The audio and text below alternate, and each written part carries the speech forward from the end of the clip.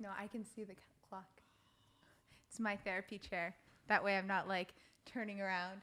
Oh, okay. We only have 10 minutes left, so wrap it up. No more talking. Cool. How much you got to get up on it? Pretty much? Not too much. Okay. The Zoom's really hot. Cool. We had the second one that I released, we were super loud. So I would say like this much away from the microphone. Okay. So maybe a little bit closer. Okay. Yeah, we were too loud. So we were trying to sound edit like fuzzy laughs and stuff. Yeah, really. Yeah. Because I'm loud. Okay, well, welcome. Thank you. Thanks for coming. You're welcome.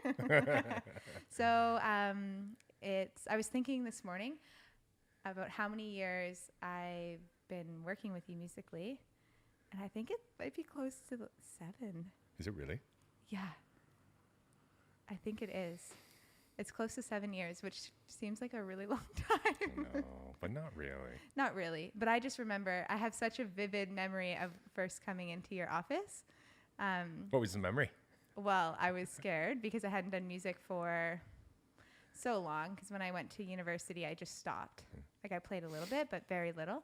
And then I was hanging out with Cooper a lot. And he was seeing you for music. And he was like, you have to go see Mike. You have to go see Mike. So when I came in, I think I played you my only original song I ever wrote.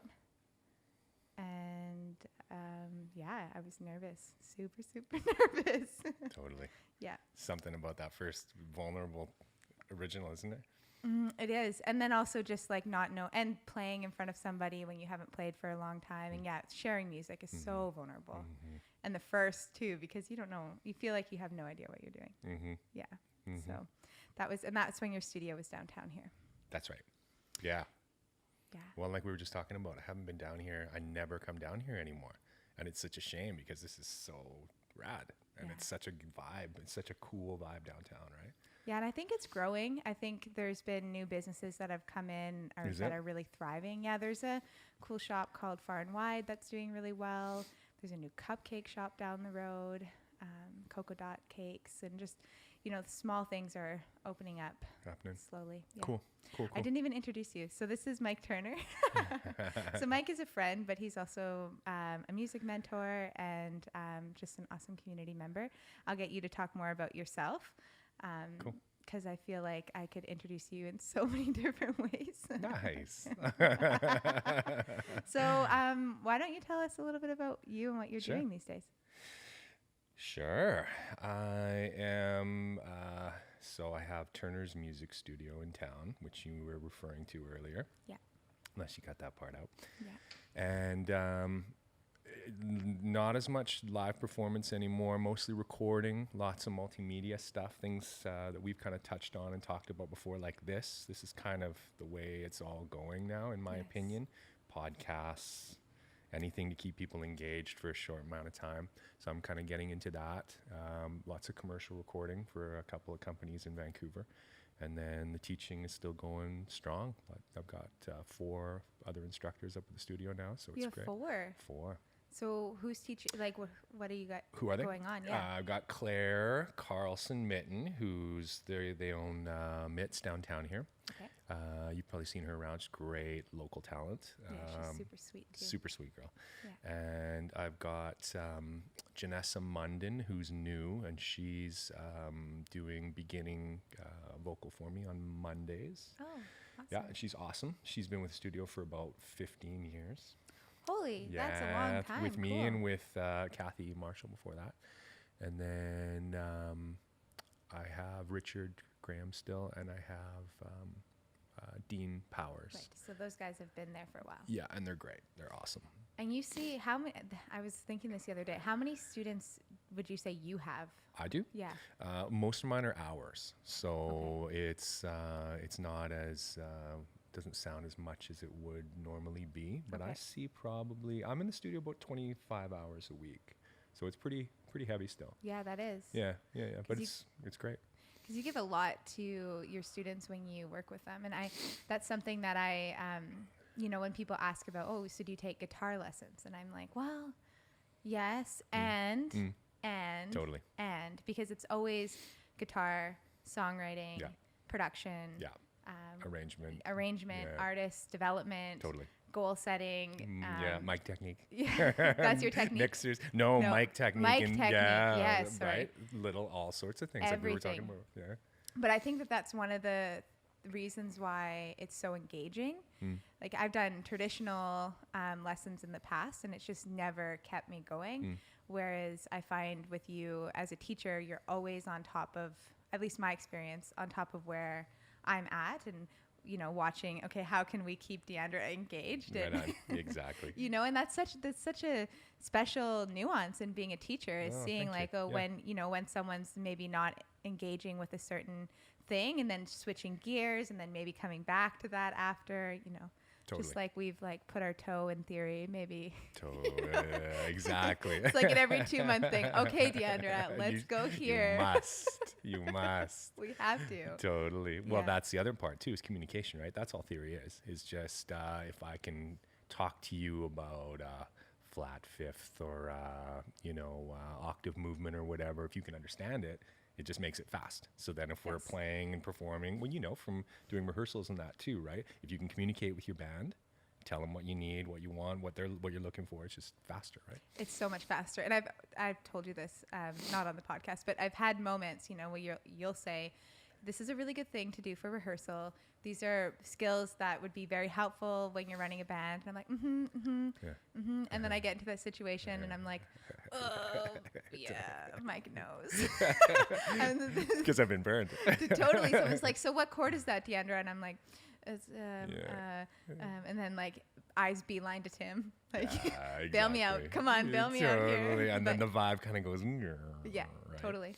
So I have noticed that, and, you know, not having like little things, you know, that you're like, this is really important for efficiency, and and that stuff really comes up. Absolutely. Yeah. Little things too. Like, and we've talked about this too, and people roll their eyes. Let me see your bag. Oh God. Right? Or what are you putting your chords in? Well, I don't care. That's not why I'm here to see you. And it's like, no, okay. But it all makes a difference, right?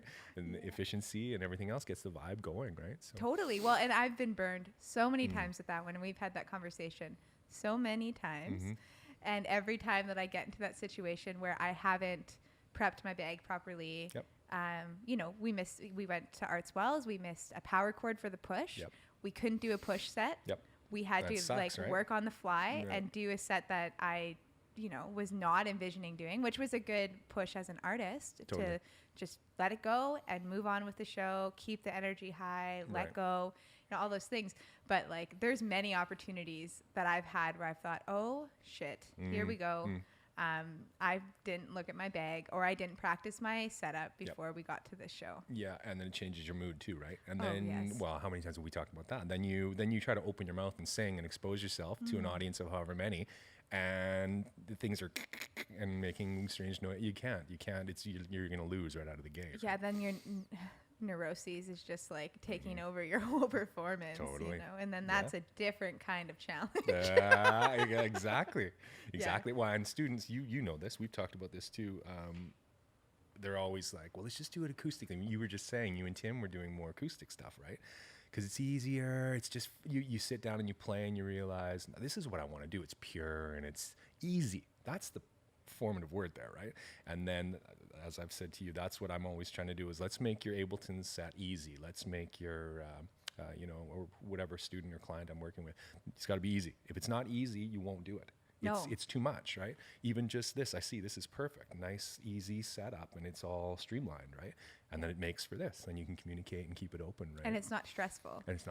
And you know what? And it's because we've done we've done what you've said, which is, you know, pack up a bag and have all this stuff here, and we just keep it in my space. Is right. And it takes 2 seconds to set up, and it's a non-stressful situation. Right on. And it's easy. It's easy. Yeah, right on. And whereas, you know, last week we had challenges with the podcast, and it was because we, you know, we weren't communicating well before setup, and we were disorganized, and then it just, like, the whole podcast ended up not working. Yes. You know, the XLR didn't work. I felt rushed. So it's just, and this isn't a musical performance, but to me, it's the same thing. Totally. And I'm learning. Yes, it's still a performance. And I'm learning all the time, even with doing the podcast. Oh, you know, I could totally take this over to my live set. Like, look how successful this has been. And I need to get serious about organizing Absolutely. the other way. Absolutely. And then just repeat and repeat and repeat. You got your method, right? Yes. Yeah, no, for sure. That's awesome. Yeah. So you have lots of different aged clients. Like you work with clients like young kids all the way up to older adults. Yep. Most of mine now are older, but I do have a few young. Yeah, but most of them now are, I've been doing it so long now that I have mostly the older students, so it's good. And people that have been with you for a long time. Yeah, I've got people that have been with me for almost 20 years. That's amazing. Isn't that crazy? Yeah. Yeah. But that's a total feather in my cap for sure. Yeah, it is. But I say this to everybody. I am convinced that you actually offer more like music therapy. Totally. So I don't want to like broadcast that, so you're going to get people calling and coming talking about their problems. But yeah, but art, right? This is what is. we're talking about. You tell me the difference between what you do and what I do. There's a difference, but man, it's pretty close. It's pretty close. Yeah. And as a counselor, and then going in the way that art is so cathartic, and having someone witness you in that process, like support you throughout the process of expressing yourself, of relaying a message. Like music is, something that you're expressing, right? Whether it's vocals or lyrics or the actual arrangement of a song. Exactly. And so for you to be able to tap into what somebody's trying to communicate and then support them in actually doing that, that's almost exactly what a counselor does, right? Totally. It's like listens, helps. Totally. Yeah. Or a parent. Or a friend, and again, without getting too weird on it, but it's really, it is. It's just, and that's why, like you were talking about before, it's not instrument learning. It's never been that way for me. It's the performance. I mean, that's way down the list. It's the, how you're exposing yourself, the creativity, how you're getting there. And as I'll say that a lot in this interview, as we've talked about a lot, I don't care if it's this or, it gets very primal very quickly. It's not about the device. It's about give it to me and we can vibe out and we can find a common ground with anything. And then, okay, so then how are you going to put it out? How are you going to record it? How are you going to get it out to people? And, it's not about guitar lessons, like you said. No. It's not about singing lessons. It's about all the other stuff that's involved there, right? I think so much of it is about the person and their development. Totally. And how you can support them in their creative expression. Absolutely. And it's such a gift. And I mean, you and I have worked even in studio. So you also work with recording clients doing sound engineering and production. Yep. And so I think now we've recorded 5 songs. Yeah, or more. Yeah, maybe 6. Yeah. Yeah, but right there. Yeah. Right around there. And it's just, that is also such a cool it's like the same thing, but then we're using recording stuff. Totally. And, putting you in a position where you can do it too, which we just talked about yesterday. Mm-hmm. So it's all about, that's the other thing too about teaching for me is it's about enabling people to be able to do it themselves. And that's a big part of my MO as well is, okay, sure, we'll show you how to, get into recording or get into digital things, but I want you to be able to do, be able to do it yourself as opposed to having to rely on other people all the time. Yes. And that's not a big thing that a lot of teachers that I've had do. It's all about, generally speaking, keeping you in that umbrella for as long as possible. Of course, right? like keeping that return client. Yeah. And it's the same thing, again, with counseling is as a counselor, you want to work yourself out of a job. Like, like essentially that is the goal. Like, I don't want my clients to rely on me to make decisions. That's right. I don't want them to need me to feel grounded and healthy. I want them to be self-sufficient. And same with you. It's always about having a self-sufficient art practice. Totally. Whether that's, just writing and playing an instrument or performance or that's right. Recording. And it sustains itself, right? Yeah. Because you still have clients. But more than ever. Right. Exactly right. But that's the scary part is everybody thinks, oh no, if I push too hard here and you get too independent, then like you say, you're not going to need it, right? But you're feeding, for you, I feel like you're feeding how do I want to say this? In helping someone develop as a musician, you're also feeding this idea of a constant learning of music or a constant music practice. Like there's never an end to this. No. There's always a place to go creatively. Totally. Just like there's always a place to go in self-learning. Totally. It's the same thing. Totally. It's the same thing. Yes. So I wanted to ask you how you've been playing music since you were small. Yep. Like very young. Very young. 3, 4, 5. Because your dad plays piano. Yeah, he played professionally. Yeah, he's an amazing piano player. Yeah. I've gotten to hear him play once. Shout out, Dave. Yeah, Dave's great. I like Dave. Great is an adjective some people choose for him. There's some more colorful ones too.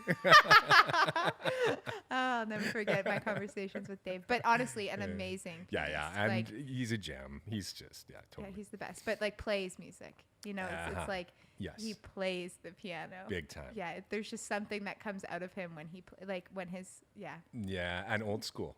That's another thing I tell my students all the time is, repertoire. Build up. It's hard enough to get millennials to get 10 songs. That's my thing. And I think we've talked about that, right? 10 songs in different genres that you can play. With no sheet music, no nothing, that you can just, whenever you need to, when it's called on, you have that capacity, right? And I remember Dad telling me like 1,000 songs, because he had that is insane. crazy, 1,000 songs, about 1,000 songs, Holy and I've seen books, no problem. And then just depending on who would come in, you could feature that at any given time. So that's pretty cool. So did you watch him when you were a kid playing gigs? Yeah, that wasn't normal. Not so much gigs, but like 70s parties gigs in the rumpus room, right? Like community stuff, like having people over for supper. Totally. Dad plays music. Totally, yeah. It's even better. Exactly. It is, right? Yeah, exactly. And learn by rote too. You really watch and absorb it all in. And it's funny because I can usually tell in about 30 seconds or less if somebody has music in their family, because you can just see the way they approach an instrument, or the way it's not even a confidence thing, it's just a rhythm thing. They've got a sense of it, right? That I think, I watched Joni, right? And she's just kind of grooving around, and that you just take that in subconsciously from a young age. Yes. And that transfers over. So that was a big part of my 2, 3, 4 years old too. I just kind of came out and was able to play it because it was there all the time, right? That is so cool. And your kids similarly? Oh yeah. Have been around a lot of music. Yeah, Ava is big time, just natural vocally too, right? She's got a beautiful voice. Yeah, thank you. Yeah, I've heard it only once, but it was I was so taken back by. Yeah, and rhythm, an innate sense of rhythm. She can, her ear is, there you go, ear, right? Just because she's had it around all the time, and I talk to her, and I see Tim do it too, talking beats. Yes. And, the way you speak is in sing-song all the time. Yeah. So she just knows that. Yeah.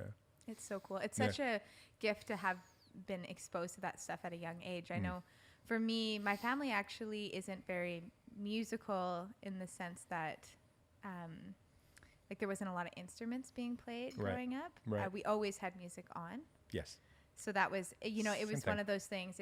We were always listening to music, but it wasn't something that we were all playing music. Right. But it's something I value in my family now with Tim and Joni and Totally. I playing music. It's just Tim and I share in that together. Totally.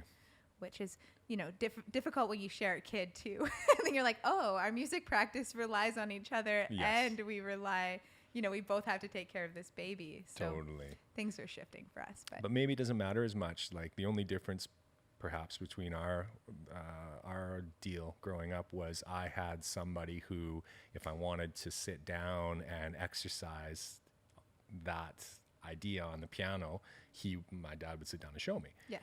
So that's cool. But I mean, as far as just being able to hear it, I hear that all the time from people as well too. It's the same thing. Oh no, I grew up listening to R&B. I grew up listening to, the music was always on in the house.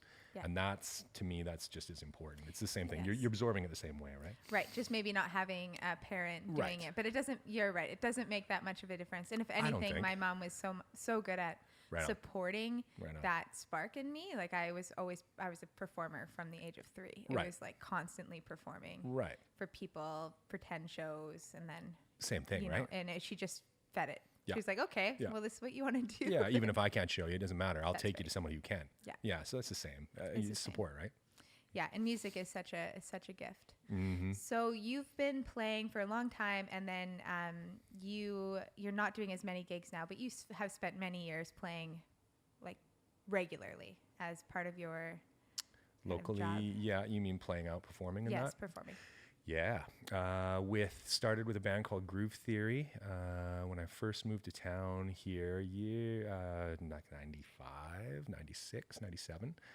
And with a family in West Side, which I mention all the time. They're called the Grahams, and I started playing with their family, and then just started meeting people through the community, and getting out there more and playing more. And there was lots of opportunity, although I have to say, and I'm sure we'll come into that as well too, just as much opportunity now. Anybody who bitches and complains about there being no, it's like anything. No, it's there, and you curate your own show. If it's not there, right, go out there and make it happen.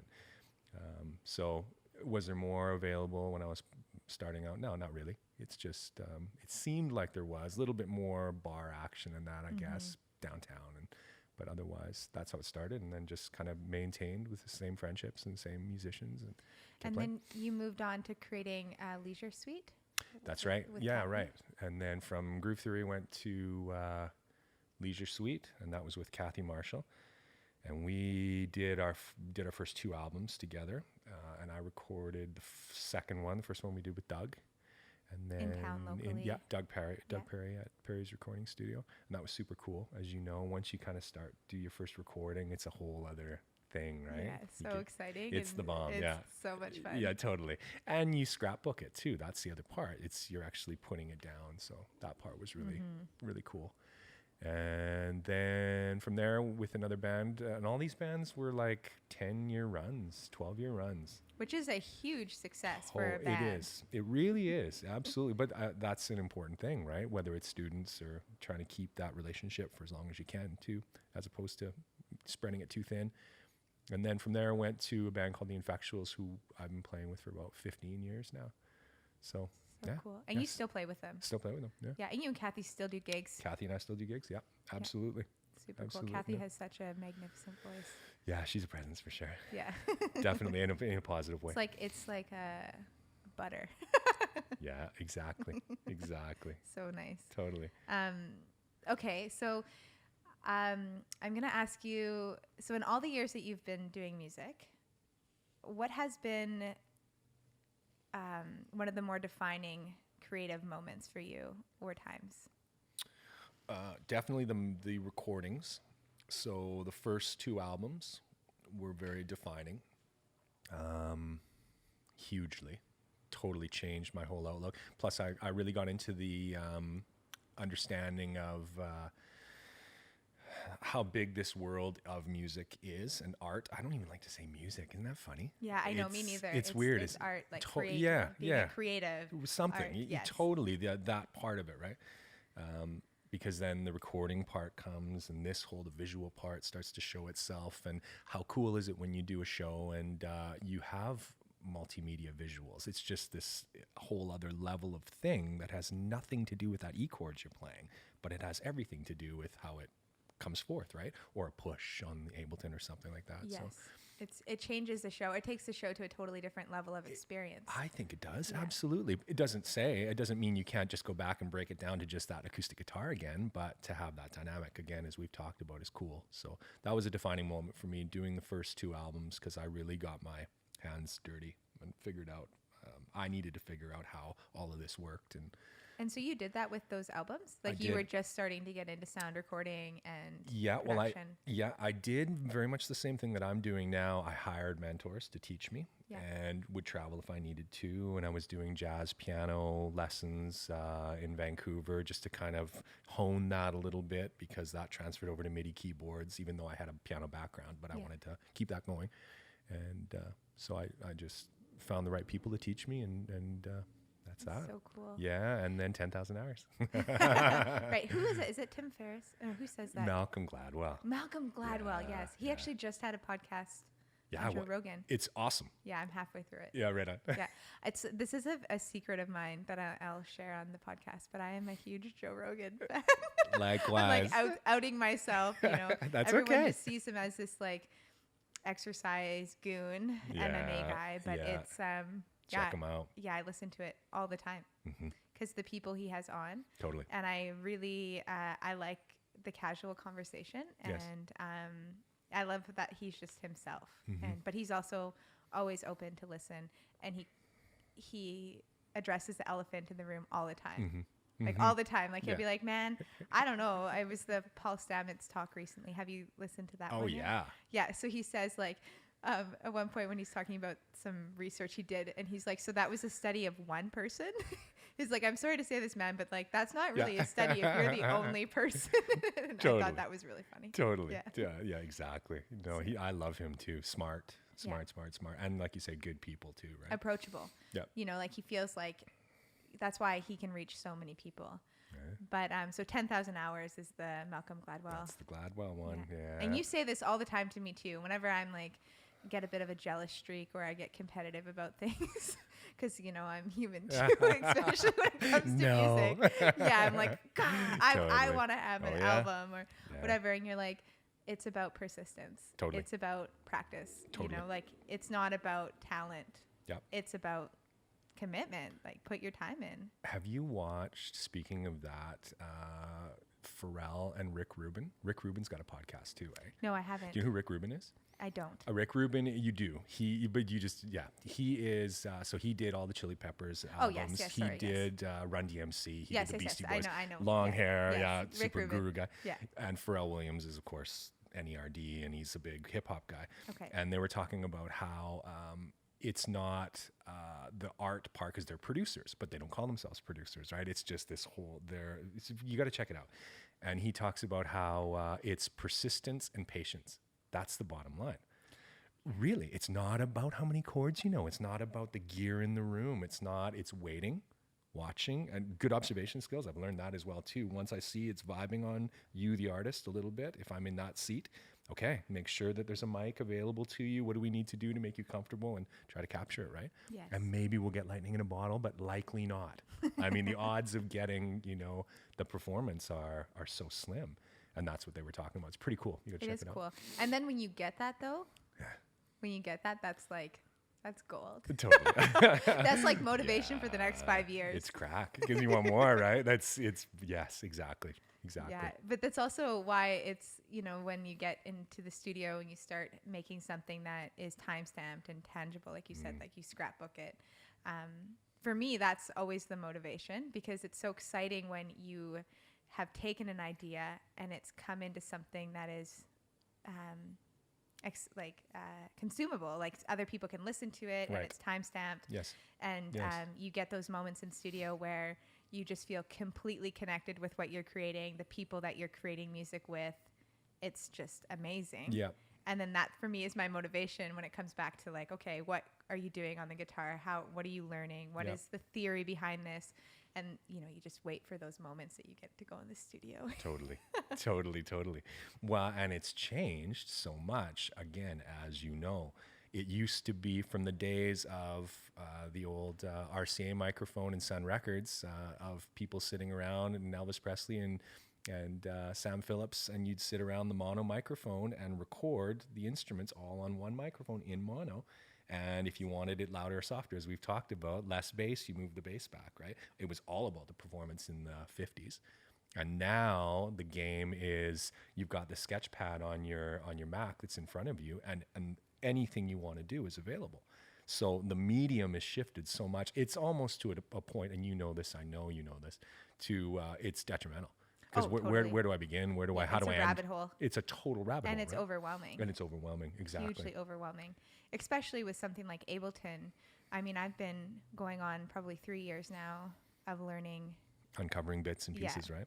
Yeah, and even still, when I get in there and I'm like, wow, like searching through reverbs or sounds. And there's a way to go about this stuff that keeps it tactile and musical. Forward progression. And I mean, some people like Tim really enjoys going down those rabbit holes. He'll happily go into Ableton and spend hours trying out That's right. new things, and that's something he enjoys. Whereas for me, I'm like, this is a means to an end. Yeah. Let's get this thing Totally. together because I want to write this song, or Totally. we're going to set up a performance. That's right. That's right. Exactly. Yeah. Yeah, it's a different game, right? Yes, totally different game.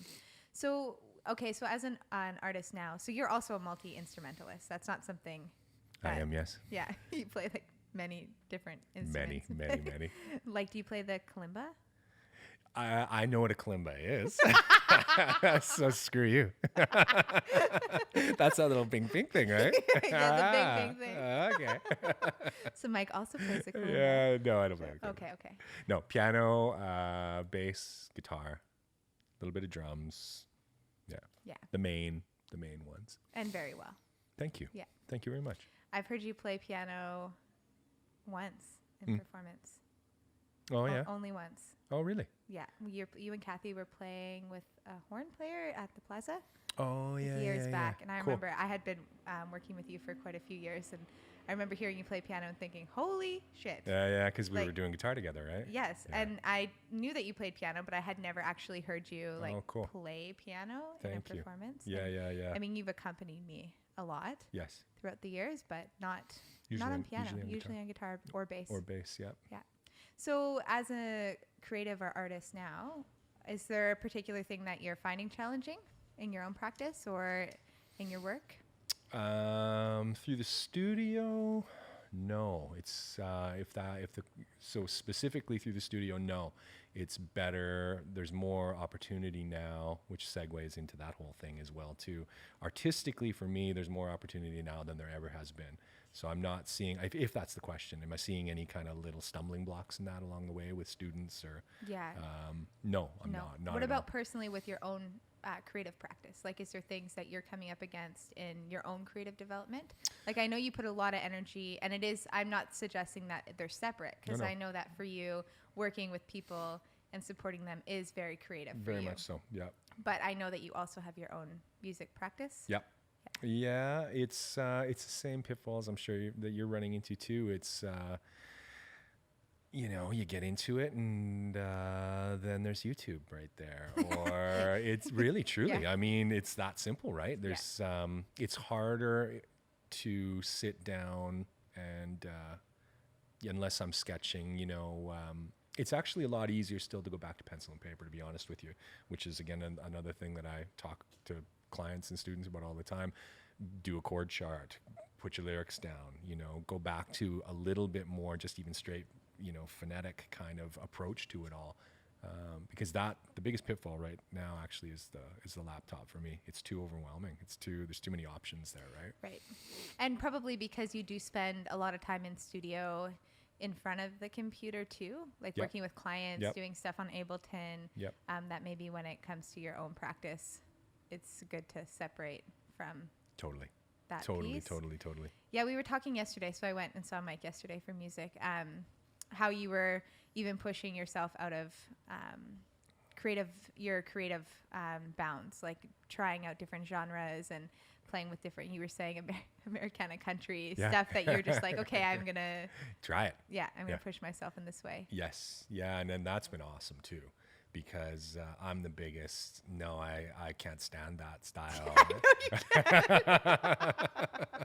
Whether it's, gangster rap, which I think is fantastic now. What it really is, and I remember Quincy Jones saying this, is there's two types of music. There's good music and bad music, right? Which is so awesome, because it's really the case. There's really great country music, there's really great gangster rap music, and there's really shitty country music and really shitty every style of music, right? Every style. Absolutely.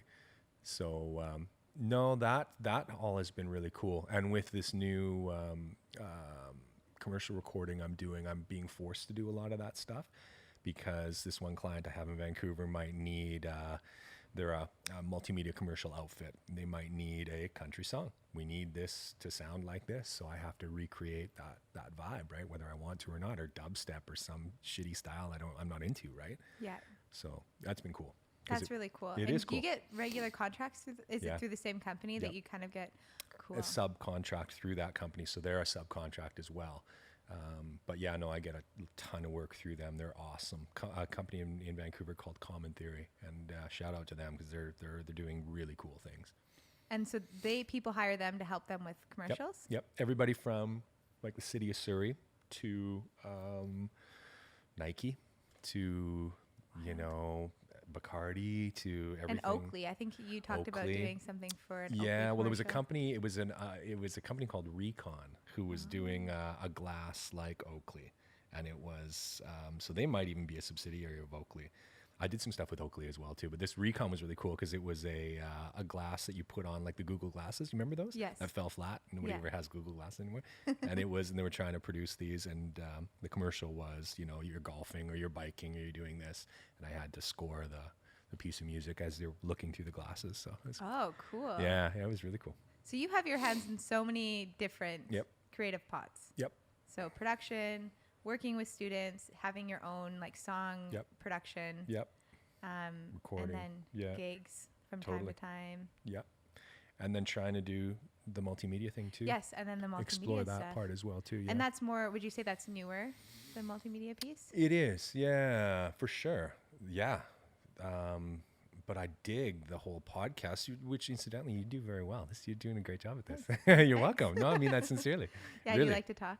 Yeah.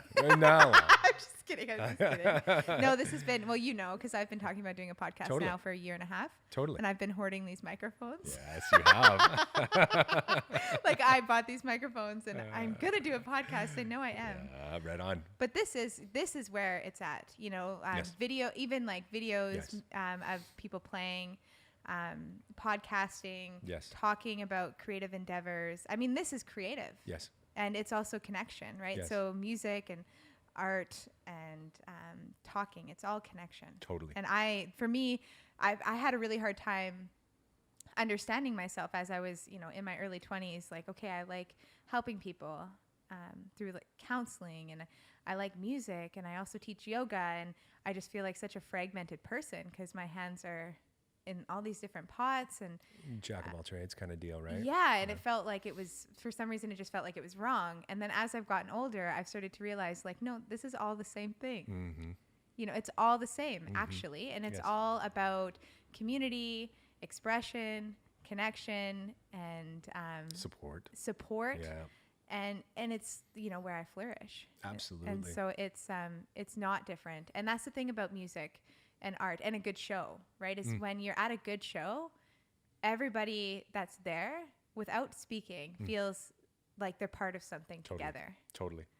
And that's why music is so cool, because you don't have to have the same politics. You don't have to like the person sitting beside you to feel connected. That's right. When you're all listening to the same thing. Totally Like a collective, right? Yeah. Yeah, and I mean, few and far between, which is unfortunate. It's like that lightning in a bottle thing we were talking about before. Yeah. How many good shows I can count on one hand. I mean, I go to great shows as a supporting person that are great, but I mean, like you're talking about, when it really connects the way you want it to, how many have you been a part of? It's a small number if you're really honest with yourself, right? Yeah, I would say for me personally, in regards to like shows that have felt amazing. Yes, that you're performing. That I have performed.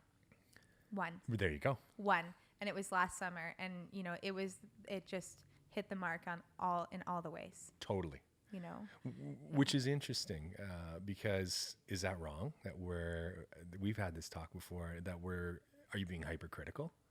I don't think you are. I think you're it doesn't feel like you connected to the degree you wanted to, right? Well, I think it has something, and I'm going to be honest, I don't know a lot about, people talk a lot about flow state these days. Oh, yeah.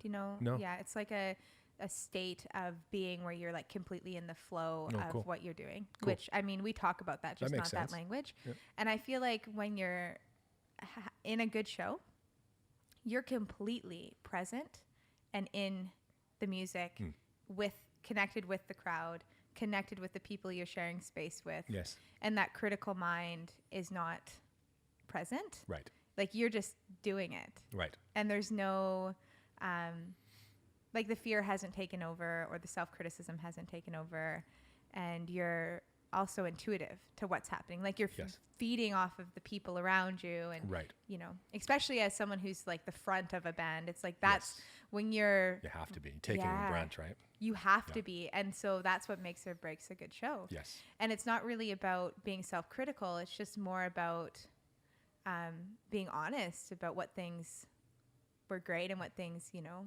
Gray didn't work area out. though, isn't it? It's this Yeah. fine line between it Oh, for God. me. Yeah, because you can easily get into a place of just like berating yourself after Totally. a show. Yep. And there's a certain type of high that comes after your performances. I don't know if you experience that, but for me, it's always this like vulnerability hangover. I always get a vulnerability hangover The next day. the same day. Like as soon as the show's done, Ah. I'm like, oh God, what did I Have I like, said too much? Yeah, Is that or what you mean? yeah, I just feel way too exposed. Yeah. And people perceive me as being a really outgoing person, and like, oh, you probably love performing.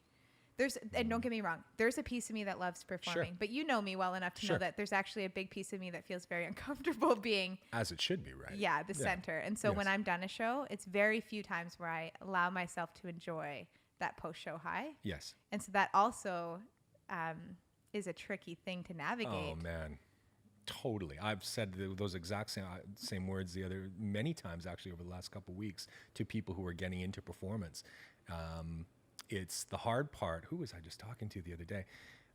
The hard part is after you do the show, if you do it right, you got not much left to give if you're not being an imposter. Let's be honest. If you've really given me, it's like a good conversation. It's a little, like after this, I should feel a little bit drained, right? Yes. And then afterwards, you've got to interact and talk, and Oh, yeah, your that's- mother's there or whoever, and it's a tricky space to be in unless you have that other gear, which I've learned to. I'm sure you've learned to a degree. Okay, I'll do a show, but it'll be this kind of show, right? Yeah. It's not really. You don't feel there's no vulnerability hangover after that, right? That's right. Yeah. So I wanted you to talk about this, and I made a mental note last night. Like I wanted to ask you. You have a formula, and I think you got it from someone else about what shows to do and what not to do. There's like 4 criteria. So it's like it's fun. So can you talk about that? Yeah, well, I'll try to remember. It's from Richard Graham. Okay. The Gypsy in West Side. It's the hang's got to be there. Okay. Hang out with good friends. In Okay. other words, if it's a good group of people, and you tell me if you agree with this or not. If it's a good group of people, I'm in. Yes. Right? 100%. Right, even if it's a shitty country show, right? Where Yes. I don't want to be a part of it. But if it's a good group of people, I'll be into it. The challenge, if if you can step outside your box and maybe play push instead, if it's even, the 20th show in, that's a big one. For me, it's different instruments too. So if I can play something I haven't been playing in a while, or Like the kalimba. you like the kalimba? Exactly. Exactly right. Totally. Or so those two. The third, I think it was only 3. No, there's Was there pay. Like good Ah, pay. yeah. Thank like you. good reimbursement. Okay, thank you. So Yeah. it's good for, your income and Which, living. let's be real, yeah. And that part is more about, as we've talked about too, that part's more about there's too many other things you could be doing with your time, Oh God, yeah. right? So And the amount of time that's actually required. This is a big thing for me. It's like, I don't think folks really understand, unless you are a musician, how much time goes into rehearsal, setup, Right. and tear down. that's right. Right. So, That's right. sometimes $50 a gig doesn't cut it unless it is like you're really good friends Right on. or yeah. Right on, which is the reason why, we had musician unions that came about in the 60s or 50s or whenever it was, because we started to realize that, no, this needs to be adequately. And it's not even for me about the pay part, because the pay part's a big thing. We could talk for 2 hours about that, right? It's that you've got people who are willing to play for nothing, and that's wonderful. I love that they're willing to play for nothing. But you need to, and I've been trying to say this in town for a while, there needs to be an A circuit, a B circuit, and a C circuit. And that's not even necessarily that one's better than the other. I've seen some C circuit stuff that's fantastic.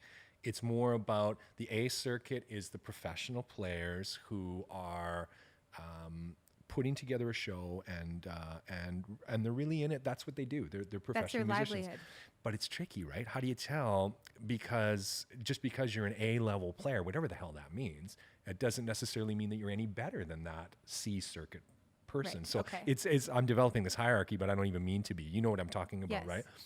And the intent behind that is the 18-year-old student who's just fresh out of, or 19 or 20-year-old fresh out of CAP. That person, in my opinion, shouldn't be getting the same compensation as the seasoned veteran who's been doing it for a while. Of course. But your argument might be, and my argument would be, yeah, but if that 19 or 20-year-old can get a room full of people, you can do whatever the hell they want. Right. So I guess the difference is if you're curating your own show, have at her. It's up to you. Does it have a detrimental effect on the artistic community as far as compensation is concerned? Maybe. So it's a tricky one. It is a tricky one. Yeah. It is a tricky one. And actually, I want to come back to this because Okay. I see this as being a challenge that we have as artists. I forgot we were having a podcast for a minute yeah. there. I thought we were just talking. Because you're doing such a good job. Oh, thanks. You're welcome. Sorry, carry on. I'm just glad that, we're keeping it like pretty good. Yeah. We're not saying on anything track. too offensive. Yeah, Yeah. totally. Okay. So compensation. So it was friends, Yeah. compensation, and then pushing yourself out. So like some sort of Challenge. creative learning. Is it only 3? I thought Is it there- was. And then you have to have 2 of the 3. Yeah. Was what you had said. So it's That's got to right. be 2 of the 3. Right. So good gig, good people. I think it's Yeah. Good gig, good people. Yeah. Or good pay and good Yeah. people. Or yeah. And I use that a lot, Cool. even though I can't remember it. Yeah. I think it was. I think it was those 3. Yeah. Yeah. And then you have to assess, like, is this going to fit 2 of these boxes? Totally. And then is it worth it? Because for Tim and I, just speaking personally, over the last 2 years, I was pregnant and we were still, and that was the year that I was pregnant, we did more shows than we've ever done. That was like the year of gigging. Just because it turned out that way. It just turned out that way. And it was also my goal. I think I was having a bit of a crisis thinking, okay, I'm going to Yeah. have a kid. Yeah. What is this going to mean for me as an Spit 'em out. artist? Yeah. So like, let's get this out and done just in case I never get to do this again, which is not the case. But, Right. but by the end of it, we were done. Like we did our last show before we had Joni. It was the Brewloop show. You played bass with us. Yep. And we had done the full band thing for quite a few shows at that point. Yep. And the requirement of that was so much energy to Totally. run a band, run practice. Totally. Even though I love the folks that we've been able to play with. Sure. That last show, Tim and I looked at each other and we were like, done. Done. We need a break Yeah. from live gigging, because also it's like Kamloops has in the last, and you'll have more to say about this, but there was a lot of gigs around last year that we were able to access. Right. Not all of them were super well paid. Yeah. Which again, you make that choice. Totally. But near the end, we were like, you know what? The amount of time that it takes to haul all this stuff, and to be fair, it wasn't me because I was pregnant. So Tim would be hauling all of the equipment, and all like hauling it to rehearsal, multiple amps, all this stuff. And then you're like, okay, is my heart really in this anymore? Like, am I really enjoying these performances, or have they just become something that we're dreading because it's so much work? Yes. And so that's when we had to stop, because we knew that the gigs were just a dread. We Right. were just dreading getting our shit together to go perform. Which is right. Yeah. That's no good. No, it doesn't feel good either. No, exactly. I mean, that was a great show because I knew it was my last one. For sure. So I could put myself there. But when you feel yourself becoming more and more drained, and there's Yeah. something that isn't jiving anymore, it's Yeah. like you have to step back and think, okay, maybe I need to go somewhere else with this. Like I need to Yeah. develop my creative, because I find it really difficult to do live gigs regularly and also continue writing and being creative. It's Yeah. like, it feels like compartmentalizing, like, okay, I'm going to focus on my live show because I only have so much time. So this is where all the energy goes. Right. And then when I'm not doing live shows, and it's like, okay, now I'm back to writing and creating. Totally. And that makes sense. Yeah, absolutely. Because the amount of time that you need to invest into recording and or your show is substantial if you're doing it right, in my opinion, right? Yeah, totally. Yeah. No, I agree. So what do you think? I have my own ideas what I think of what our biggest challenges are as artists today. But what do you think is one of, there's probably multiple, but which one comes to mind right away?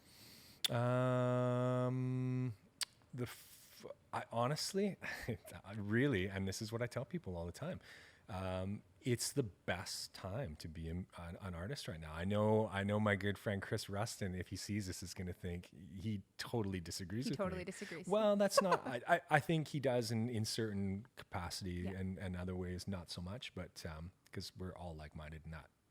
I think it's a great time because if you learn how to do your podcast, there's more mediums now. Yes. Right? Back in the day, if you didn't have that, if you weren't signed, it was all about getting signed. If you weren't signed, then you waited to get signed, and you were a waitress or a waiter up until that point, right? Right.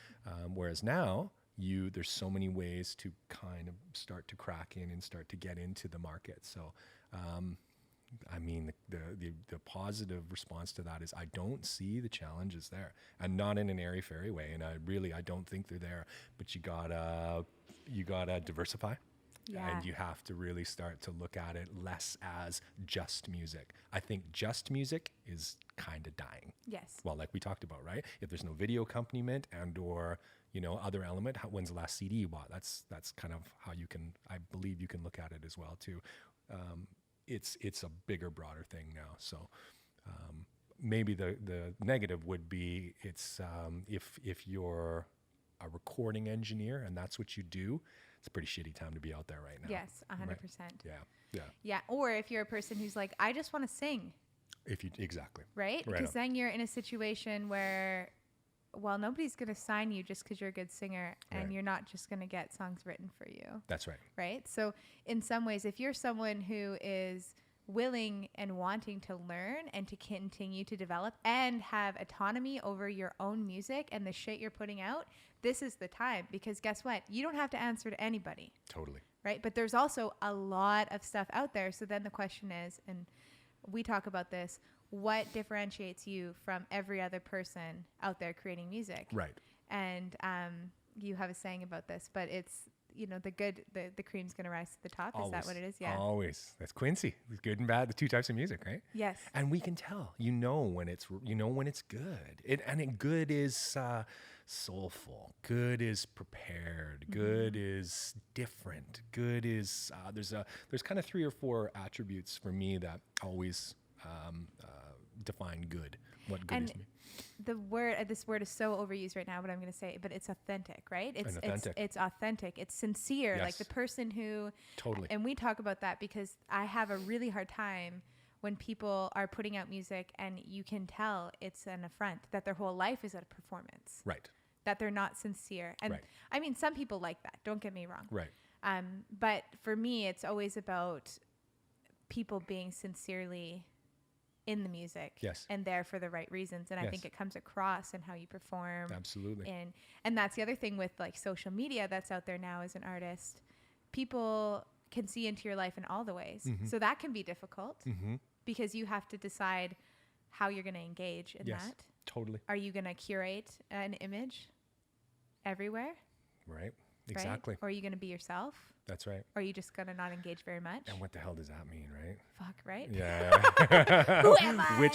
Which part am I going to be today? That's right. Yeah. What part of myself am I, what face am I putting out there? So I think that that's a challenge too, is that, although it's a huge benefit to have autonomy over our own image, you don't have people doing stylist stuff for you anymore. Like you are just, you get to be what you want to be. That's right. But it's also a rabbit hole. Yes. Right? It can be a rabbit hole. There's no manual. There's no formula. No manual. The words being written. Exactly. Mm-hmm. That's the deal. Yeah. And you have to be willing to learn if you want to be part of this. And then even more important, that this just came to me, it's like, you got to like it. You got to like this process. Yes. You have to allow yourself to enjoy the process because it's hard work. Totally. Producing your own songs, taking your own photos, doing your own podcast, finding mentors, setting up gigs, not having agents. Like it's work. So you have to love it. But is it any different than 25, 30 years ago when you listen to Madonna give an interview or Billy Corgan from the Smashing Pumpkins talk about, no, I had my hand in every single bowl?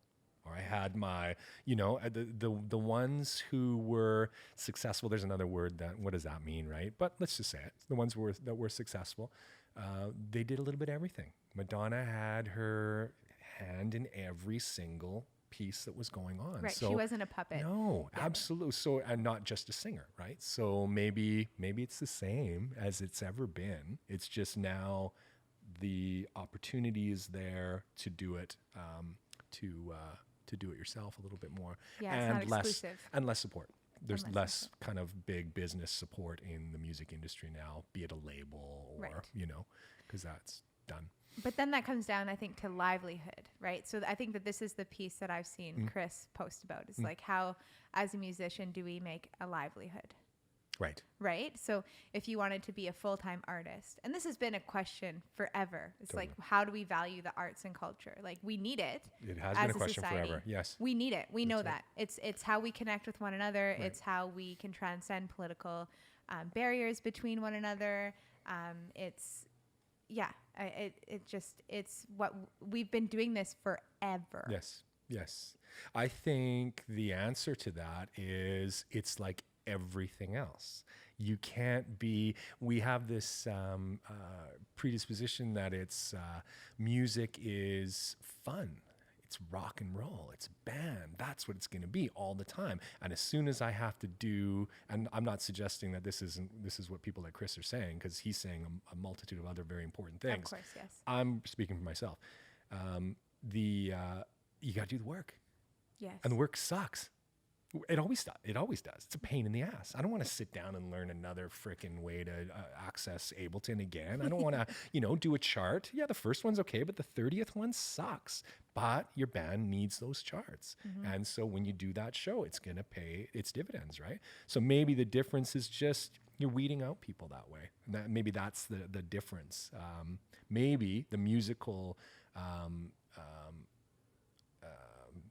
paradigm kind of fosters more of a fun vibe, and maybe it's the same as theater. Yes. And it can't stop there. You have to keep moving. You have to keep cultivating. You have to do the work. You have to do the work. You have to do the work. You have to do it. That's why I've started calling it a practice. Right on. Because Totally. because for me, I was definitely attracted to the romance of it. Totally. Right? This piece around like, I'm going to perform and Right it's on. going to be this beautiful thing and I'm going Totally. to feel great. And it's like, I got this lightning in the bottle that we talked about once, and I'm like, I want it all the Yes. time. Yes. But then the reality check is it's work, Totally. right? It's practice. 90% of the time. 90% of the time. And I mean, I think we talked about this before too, but it's like meditation. It's like even your emotional health. It's some days you feel really great, right? Some performances are really great, but some days you have to work at being human, Totally. right? You have to Totally. work at not losing your shit on somebody. You have Yes. to do that, going inside and just putting your head down and getting through, because Yes. you know that either it will pay off or that there will be, maybe not pay off, there will be a time when you're on the upswing of things again. Totally. And just trusting that this is impermanent and this isn't all that it is. That's exactly. Yes. Yeah. And you used an excellent word, the romance part of it, right? Yes. That's the part that drags us all into this. It's this sense of accomplishment and all the other things that you're talking about, right? That encapsulate romance. And yes, it's there, but it's, it's funny because it's there too behind, sitting down. Before I came today, I was working on some jazz stuff for a client I'm going to see later, and running through this old 40s jazz standard that I hadn't been arpeggiating in a while. So getting all nerded out with it, right? But after feeling that accomplishment, after you do it and haven't done it in a while and run your fingers in that capacity in a while, that's kind of romantic too. It's got a sense of the same sort of thing. I get the same feeling in a smaller scale once I finish the work. Right. It's productive, right? Yeah, but this- it's also got that feeling too, that art feeling that we're talking about, right? That romantic sensibility to it too. You just have to get through the discomfort of Totally. like doing the thing that you're like, this isn't going to pay off this isn't Right on. instant gratification. Right on. Sitting down and practicing my scales is not instant gratification. No, it's the But drag. if you can get into the flow of it or That's right. into it, then it becomes a meditation and it becomes something that feels like, great, I feel right. connected with my body and with the music, and Totally. it's just happening. Totally. And that's the thing that we, I think, are all looking for, Yes. is that moment of complete like connection Yes. with music and kind of outside of our Yes. itself. That flow thing, that yes. flow state you were talking about, Yeah. right?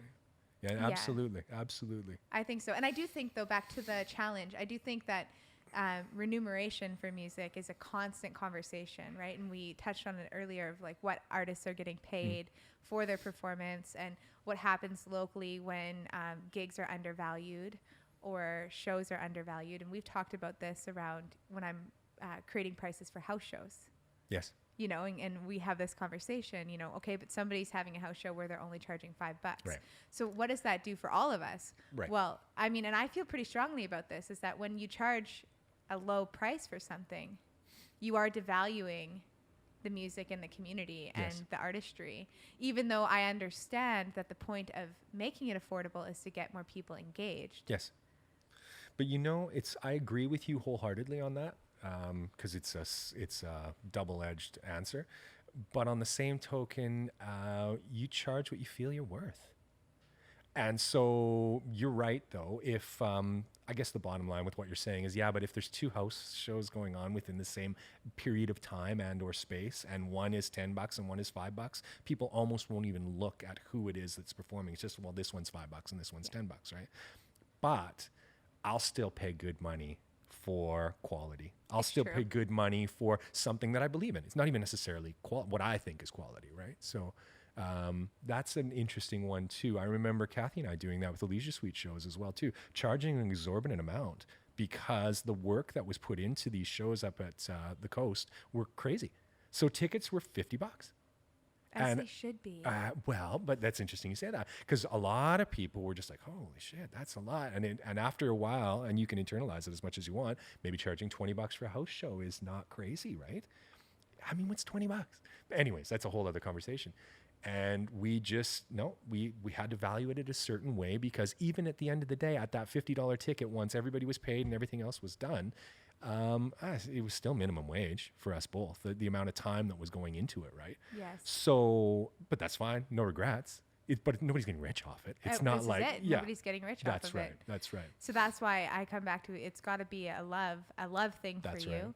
Yes. And for those folks that are trying to make a livelihood at this, I mean, I think the only way to go about this is diversify. Totally. Like what you've done. Totally. I mean, how long have you had the studio? Yeah, it's in 97. Holy smokes. 22 years. Amazing. Yeah. And you have made a livelihood out of music. Yep. But you are constantly hustling, man. Like you're constantly also pushing yourself to learn. That's like, we're at the multimedia place now. You're always adding to your studio. Yeah. Okay, now we have a vocal booth, and it's a constant like readjustment, staying with the times. And I mean, I think we'd all like to romanticize that it was easier in the music industry before when you could get record deals, but we've all heard the stories about record deals gone wrong and people not having any sort of creative autonomy, and especially women. And I mean, I think when it comes down to it, Mike, you're right. We are in a really amazing time as artists. Yeah.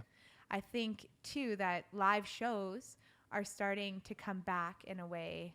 Maybe they never went away, but people are again starting to crave that yearn for that live show connection, even though we can sit at home and watch things on YouTube, and that's cool. Yes. Not the same though, right? It's not the same. Yes, absolutely. Yeah. It's all cyclical in some way, shape, and form, right? Yeah. Yeah, no, I agree. I see it coming as well too. Yeah. And I think as an artist, a creative now, it comes back to just persistence. Mm-hmm. And how you value your time, like you said, and your shows. And I know that for us, we've always charged close to $15-20 for our shows. And in that way, when we have people open for us, that we can actually pay the artists a reasonable amount of money where they feel like, okay, I could even though I'm getting minimum wage for this, I could still do it again. I'm still going to do it again. That's right. Well, and I agree with you wholeheartedly, right? Because the hang is right and because the challenge is right. But it's, I don't know what the number is. I don't know. It's hard to say. But if you, Jackie, my wife and I talk about this all the time. It's like going out for dinner. So you go for dinner and you get a shitty meal. And you pay dinner prices and you leave feeling like, okay. Or you go for dinner and you get a mediocre meal. But you go for dinner and you pay a crazy amount, but it's really good. and the dessert is really good. And it might be small, but whatever. It's presented really well. I love it. I have no problem, which is really exactly what we're talking about, right? So quality still prevails, even though that place down the street is only charging 50% as much. Yet I'll keep going back to the more expensive one. Maybe not as regularly. Maybe not as regularly. Exactly. But it's the experience. It's the experience. Yes, you're right. That's such a good point, Mike. It comes down to value and experience. And I think confidence as an artist in how like feeling justified in curating the shows that you want to curate and charging what you feel like they're worth. Yes. And because I'm not sure that standardizing show prices is, I'm not suggesting that that would be the answer either. But maybe it is. Maybe the whole, not to interrupt your line of thought, but maybe as we were talking about before, I agree with you, but the flip side of that equation is the whole musicians union thing, right? Where it's, okay, at least it sets a bar, some kind of bar, right? Because not only are we making the same as musicians as we did 10, 15 years ago, we're making less now. Jeez. Like it used to be, I remember, shout out Steve Griffith, a great horn player who was in town here, and I remember him coming, phenomenal horn player. And I remember him saying it was $100 for as long as he could remember. That's what a musician made, a jazz musician in Toronto, coming out of Humboldt College. I mean, the guy had facility coming out the yin yang, right? And it was $100. That's what we were making 15, 20 years ago. An hour? No, a gig per person. So yeah, that's $500 for a 5-piece, but for a corporate gig and now you'd be hard pressed unless it's corporate for people to be making that same rate. That was the rate 20 years ago. So would a musicians union kind of keep the bar moving in the right direction? I don't know. And it's just an interesting point to talk about too, that part, right? Totally. Maybe it does need to be standardized to a certain degree. Well, I'm just like soaking up what you just said, because I'm thinking back over the last few years that we've performed, and you know, we're not professional performers. Sure, but you are. But you're, I know what you're saying. Yeah, it's not. That's not our only livelihood. Totally. I mean, in a dream world, yes. Right. And counseling. Yes. But yes, of course. But I think the most that we've ever made has been $400. Right. For a show. Right. And that has been with 5 people. Yes. So everybody gets $75. Right on. Right. Yes. And so the thing that I always struggle with as being the person who runs the practices, writes the songs, like, you know, does all that admin, I always end up just taking the same as everybody else. Yeah. But I've already put out money to make the posters, you know, so this is the thing that comes up, and I do it because I love it. Yes. But every time at the end of the day, when you look at the cut, you're like, okay, well, this is a labor of love. Yeah. So it is difficult when people are trying to make, you know, just off of gigging. I just think the reality is like, you cannot make a living as a musician off of gigging anymore. Pretty hard. Pretty darn hard. Yeah, exactly. At least in like, you know, where we are. Even Vancouver. Talk to guys that are playing in Vancouver, you know, it's, you got to be teaching, or you have to be doing, it has to be diversified a little bit more. Recording. Most of them are doing that, right? Yeah. So no, it's, it's interesting to watch that line of things as well too. But like we say, on the same token, curate your own show then. That's always my advice to people. Don't complain.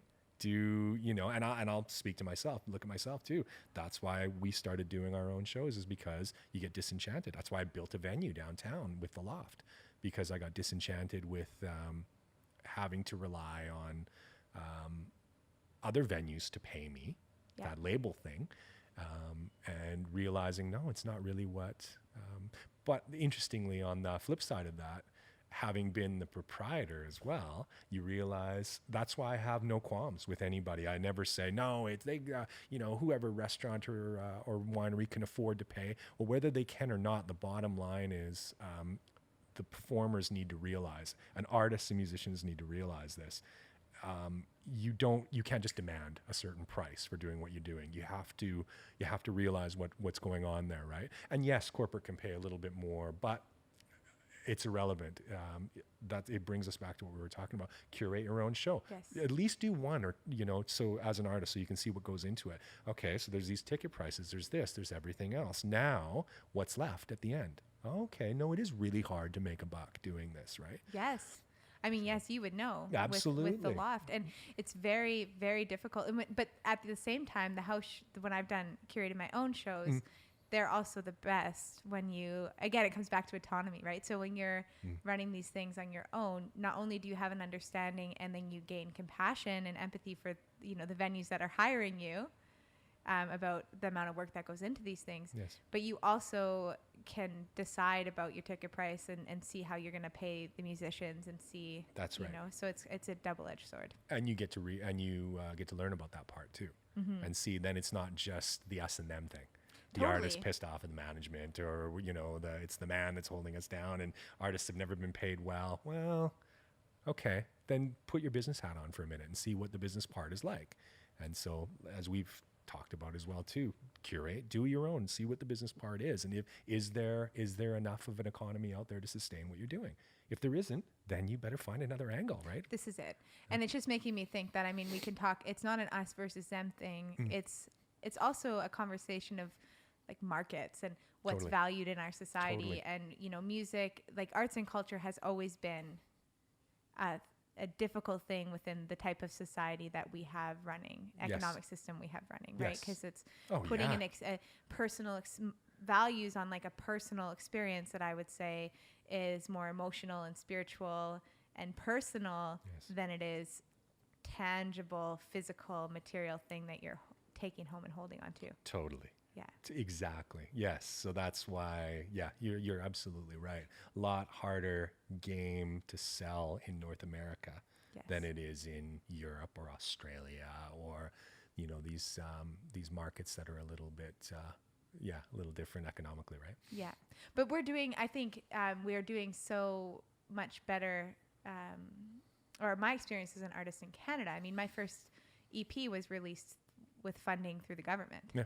Yeah. Right. So I was funded, I mean, not huge amounts of money, but Factor Canada funded my demo that we recorded at your place. So there are programs and things out there to support artists. Yes. But the thing is, you have to want it. You have to learn how to grant write. You have to play the game, which is not something we've talked about yet today, but there's a whole other hat to put on in that regard. Is like, how are you getting funding? What programs are you accessing as an artist? Totally, exactly. Is that a question to me? No, but that's just a statement. Like, that's the other question, is as an artist, like that, if you want more support, then you better learn how to grant write. Yep. Follow rules. Yep. So again, it's this diversification thing. Put your business hat on, right? Yeah. Yeah. And is that a terrible thing to be able to learn? And I know you're not suggesting that, but what a great skill to be able to have, to be able to grant write, to be able to write. Mm-hmm. So there again, it just makes you a better human being to be able to do that, right? Now, whether or not you want to put in the work to do it, or it's worth it to do it in the grand scheme of things, that's up to you to decide. But, geez, everybody should know how to grant write, right? Yes. So, but maybe that's another thing too that, and I know you're suggesting the same thing too, but maybe that's another thing that the musical community the artistic community needs to recognize, is that, and I might be going out on a limb, and I don't think I am, it's not all fun. It brings us back to that. Yeah. There has to be a level of, business and art tend not to mix. And I say, but they have to. You have to understand the business component of it, right? And you have to be able to go down. And maybe that's a gripe that a lot of musicians and artists have, is they don't want to. Yeah. That's not the way they think. Maybe they can't think that way. And I respect that. But man, in this market and in this capitalist society, you better be able to figure it out. You have to. Yeah. And I think for me, it just keeps coming back to this idea, and I've spoken about this on the last two podcasts, but it's our inability to navigate discomfort. It comes up all the time. Right on. All the time. It comes up. I have a hard time. I'm not outside of this. No. This is just, it's the constant practice as humans. It's like, how can we navigate the lack of comfort in pushing ourselves into a business type scenario as an artist, when we'd rather be doing the creative part? Or how can we push ourselves in a way to become more well-rounded? Yes. Right? Balanced as a musician. You're not just into the romantic part, but you're also, growing and changing. And then, I mean, the same thing goes as a human. Totally. We all have this, not all, but most of us have this expectation that life is going to be pretty either neutral or good. Right. Most of the time. Right. And that if we're in a space of discomfort, that's not fair. Right. It's not okay. Right. And I don't want to do it. Right. But honestly, the way to get through all of this is like, be okay with the uncomfortable. Yes. Learn how to be with that. Accept it. Learn how to grow and change, and then, or be adaptable. If you can be adaptable in any space, then you're going to be okay. That's true. I agree with you wholeheartedly. Yeah. But yeah, there again, it's funny. It all comes back around again, right? Is it really any different in all these capacities than it's ever been? It isn't. It's the same tribulations. It's the same things that we've been talking about forever, right? So, getting back to what we were first talking about, what the big challenges are and everything right now. I don't know, same as they were, really, if you really want to get down to it, right? We keep coming back to these same fundamental principles, right? Which sounds so ridiculous, but it's true. It's true. Yeah, absolutely. Yeah, it's not as compartmentalized as we think it is, right? Our experience as humans is the same experience we have as business owners, as artists. Yes. I mean, it's all Yes. this balance between feeling good, wanting to feel good and feel productive and feel like meaningful. Meaningful is the word. But we also have to be able to navigate hard work, persistence, discomfort. Totally. Yeah. And you got to wonder too, how much of it is, we've had it good for a long time since the big crash in 80, whatever it was, economically. And it seems to be it doesn't seem to be, that's so reflective of our environment is economically what's going on, even though it's just a small part of everything. We've had it good for a long time, so everybody, that has to play into the equation too, of everybody, well, what do you mean I have to do this, this, and this in order to make this happen? And then that probably plays into your feeling good all the time thing, right? Yes. And, I would have been, if we had this conversation maybe even 3 years ago, I would probably have a different reaction. But there's a lot of entitlement that seems to be happening in our world. And I don't know that it's new. It's just something that I'm noticing in my age Maybe now. because you're getting older, right? As I'm reflecting getting on older. it. Yeah. This idea that like we feel like we deserve comfy, easy. Yes. When the evidence, if we all look back on our lives, the evidence suggests otherwise. Totally. Always. Yeah, absolutely. But I mean, really, and so be it, let's go there.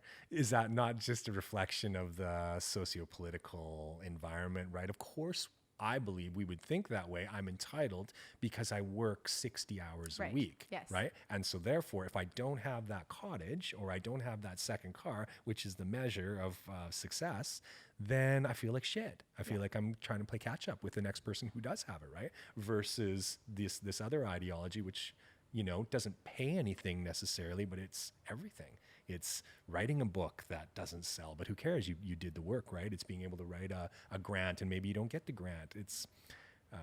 It's all those other things that aren't necessarily a part of the capitalist fabric, right? Totally. Which again ties into everything we're talking about with the arts community and everything else. And the privilege that comes, and what's coming to mind is that there's a certain level of privilege that comes from being able to write a book and not get paid well for it, right? Like there's if you have a good job, like for me, I have a privilege of running this podcast because of, I have a house. That's right. I have a small apartment that we're living in, and I have a job. And that's right.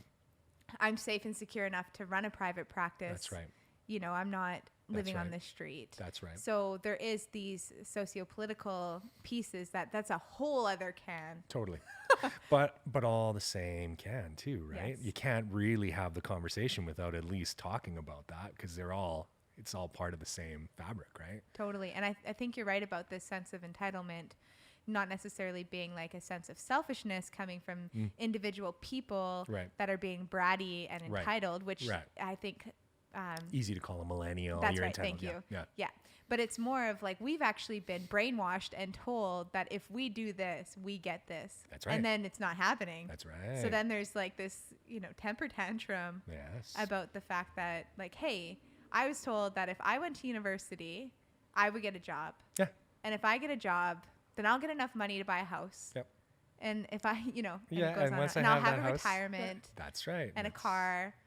And then it's like, wait a second, that is not actually the truth. No, it's not. Totally. I have so much student debt. Yeah. And Well, and yet we're seeing, you know, heightened levels of anxiety and depression and general mental and physical unhealthiness that we've never witnessed before.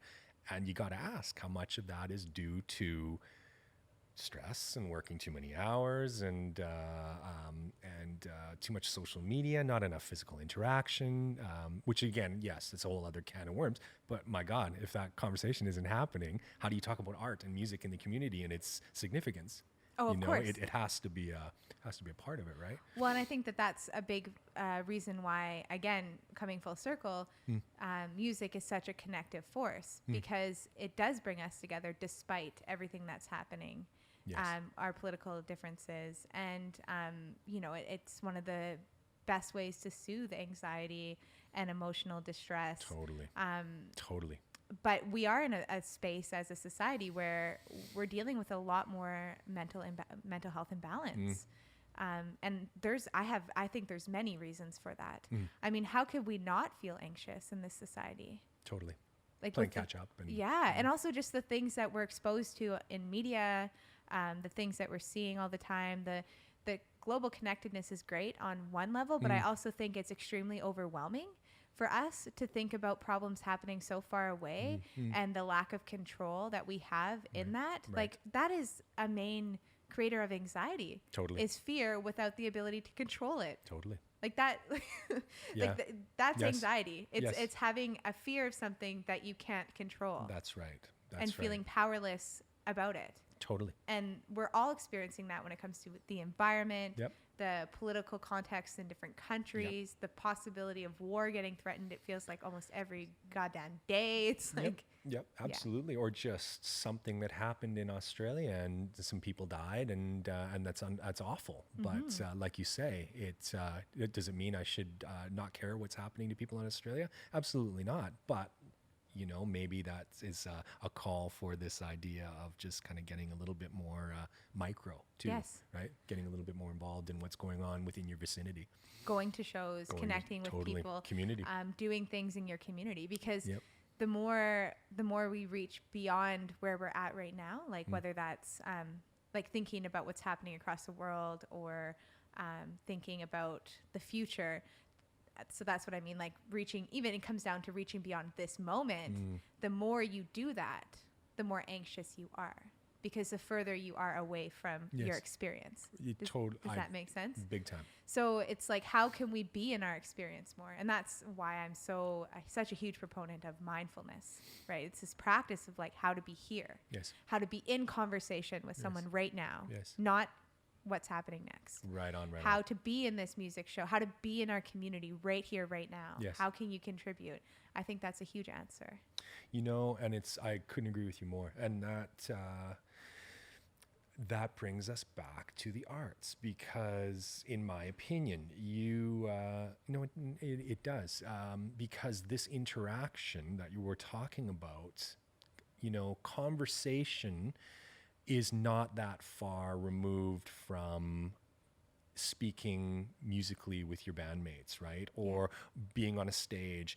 I wonder how far removed it is from conversation around a boardroom meeting. I have to suggest it's completely different. Maybe it isn't. Maybe you might talk to CEOs and they might say to you of Fortune 500 companies, and they'll say, no, it's exactly the same thing. You know, that conversation is the same in big business as it is in the arts community. But I don't know. I think as soon as there's something else tagged to it, it's a little bit different. So my point is, it's a call back to the significance of opening up that artistic dialogue a little bit more too, right? And that connectedness and that conversation, because it's when we're being artistic and mindfulness, and when we're being artistic, and I think I also would make the claim that all of us have an ability or a way to be artistic. Yes. It doesn't need to be a performance. It doesn't need to be like, you can be artistic, you can craft, you can, know, we all, and we should all actually develop that part of ourselves for more mental wellness. Absolutely. Conversation. And that when we're connected with ourselves through art, that we're happier people. And so when we connect as a community to art, and whether that's going to the art show, the free opening at the art gallery, that is what keeps us grounded in in our community, Yes. in ourselves and our community. So Yes. it's both micro and macro. Yes. It's all of it. Totally. Yeah. Yeah, it becomes so complex, doesn't it? And so gray to define, and maybe that's a mistake too. You can't. We're not going to figure the riddles out. No, it's not this. It's not Right. like it comes back to it's not this and that. It's not this or that. It's this, that, and maybe more. Right on. Always. Right Right. on. Right on. And I always encourage myself to think, because I'm such a black and white thinker. Yep. It's not. There's no way to put this into a box. There's no finality to this conversation. Right. Totally. So I'm just looking. We've had a good conversation. Yeah. Are we good? Yeah, we're good. Right on. So Mike and I could talk for a long time, and also I just want everyone to note that we're not drinking brandy right now. It No. is the morning, and I'm going to see clients. What a So drag. usually, What a drag. just kidding. Thank you so much for coming Yeah, on today. my pleasure. So you're on Instagram? Barely. Yeah, barely. Barely. But it's Turner Music Studio. Yes. Yes. So people can follow you on there. turnersmusic.com. Best way to get in touch if you want to chat or you've got ideas or you want to talk, get involved in the artistic things that I'm doing. turnersmusic.com. Okay. Yep. Great. Mhm. And I'll plug your Instagram in case people want to, see Cool. posting. It's Turner Music, right? Turner's Music Studio? Yes. It Yeah, is. I yes. think so. Yes. Absolutely. Well, thanks for coming and visiting. Yeah. My pleasure. And It's fun. chatting. Yeah. Okay. Okay. Yay.